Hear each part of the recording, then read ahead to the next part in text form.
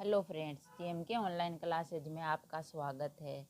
आज हम प्रागैतिहासिक काल के बारे में महत्वपूर्ण प्रश्नों की जानकारी प्राप्त करेंगे।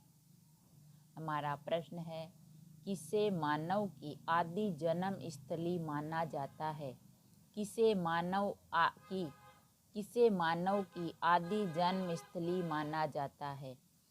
अफ्रीका महाद्वीप को मानव की आदि जन्म स्थली माना जाता है।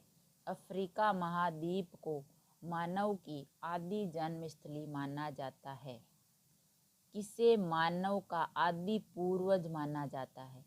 किसे मानव का आदि पूर्वज माना जाता है? ऑस्ट्रेलोपिथेकस ऑस्ट्रेलोपिथेकस को मानव का आदि पूर्वज माना जाता है। किसे मानव माता कहा जाता है? किसे मानव माता कहा जाता है? लूसी को मानव माता कहा जाता है। लूसी को मानव माता कहा जाता है। सबसे पहले मानव सदृश प्राणी जो प्रज्ञा मानव से प्रजातीय रूप से भिन्न था, उसे सामान्यतया जाना जाता है। सबसे पहले मानव सदृश प्राणी जो प्रज्ञा मानव से प्रजातीय रूप से भिन्न था, उसे सामान्यतया जाना जाता है। सबसे पहले मानव सदृश प्राणी जो प्रज्ञा मानव से प्रजातीय रूप से भिन्न था, उसे सामान्यतः जाना जाता है पिथेकेंथ्रोप्स के रूप में। पिथेकेंथ्रोप्स के रूप में जाना जाता है। भारत के किस क्षेत्र में सर्वप्रथम मनुष्य संबंधी पुरातात्विक प्रमाण मिले थे?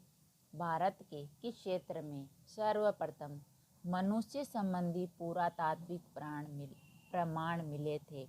भारत के नर्मदा घाटी क्षेत्र में सर्वप्रथम मनुष्य संबंधी पुरातात्विक प्रमाण मिले थे। भारत के नर्मदा घाटी क्षेत्र में सर्वप्रथम मनुष्य संबंधी पुरातात्विक प्रमाण मिले थे। होमो इरेक्टस का एक कपाल किस स्थल से प्राप्त हुआ है? होमो इरेक्टस का एक कपाल किस स्थल से प्राप्त हुआ है? होमो इरेक्टस का एक कपाल नर्मदा घाटी में हथनोरा से प्राप्त हुआ है। नर्मदा घाटी में हथनोरा से प्राप्त हुआ है। किसे प्राचीनतम द्वीपपद मानव कहा जाता है? किसे प्राचीनतम द्वीपपद महाद्वीप कहा जाता है? पिथेकेंथ्रोपस को प्राचीनतम द्विपद मानव कहा जाता है। किसे आग की खोज करने का श्रेय दिया जाता है? किसे आग की खोज करने का श्रेय दिया जाता है? होमो इरेक्टस को आग की खोज करने का श्रेय दिया जाता है।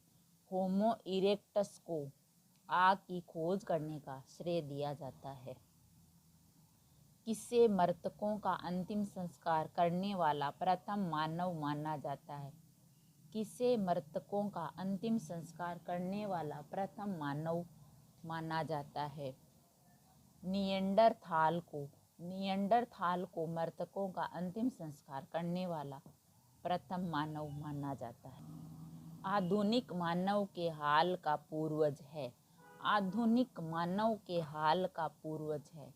आधुनिक मानव के हाल का पूर्वज क्रो-मैग्नन मनुष्य है। क्रो-मैग्नन मनुष्य है। आधुनिक मानव को वैज्ञानिक भाषा में कहा जाता है।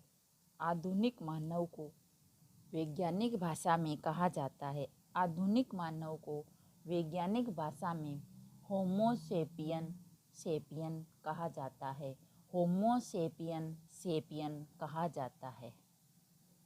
किस स्थल पर प्रथम भारतीय पुरापाषाण कलाकृति की खोज हुई? किस स्थल पर प्रथम भारतीय पुरापाषाण कलाकृति की खोज हुई? पलवरम पर प्रथम भारतीय पुरापाषाण कलाकृति की खोज हुई थी। भारत में सर्वप्रथम पूर्व पाषाणकालीन उपकरण रॉबर्ट ब्रूस फुट को कब मिला था? भारत में सर्वप्रथम पूर्व पाषाणकालीन उपकरण रॉबर्ट ब्रूस फुट को कब मिला था?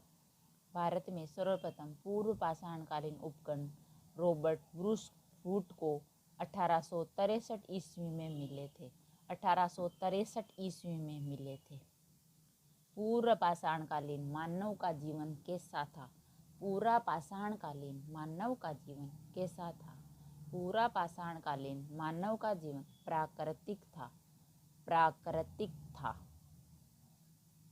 पूर्व पाषाणकालीन मानव का मुख्य धंधा था। पूर्व पाषाणकालीन मानव का मुख्य धंधा क्या था?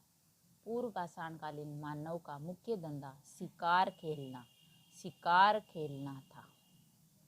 पूरा पाषाण काल के आदि मानव के मनोरंजन का साधन था। पूरा पाषाण काल के आदि मानव के मनोरंजन का साधन क्या था? पूरा पाषाण काल के आदि मानव के मनोरंजन का साधन शिकार करना। शिकार करना था।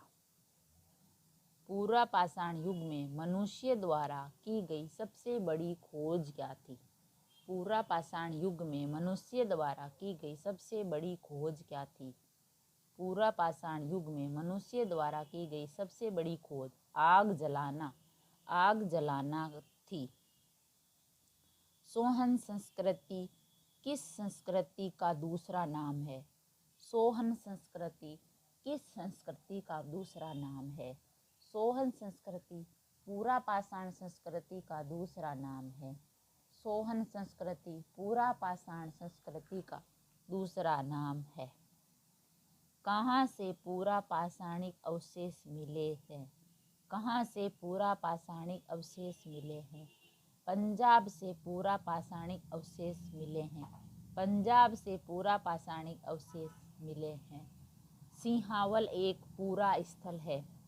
सिंहावल एक पूरा स्थल है।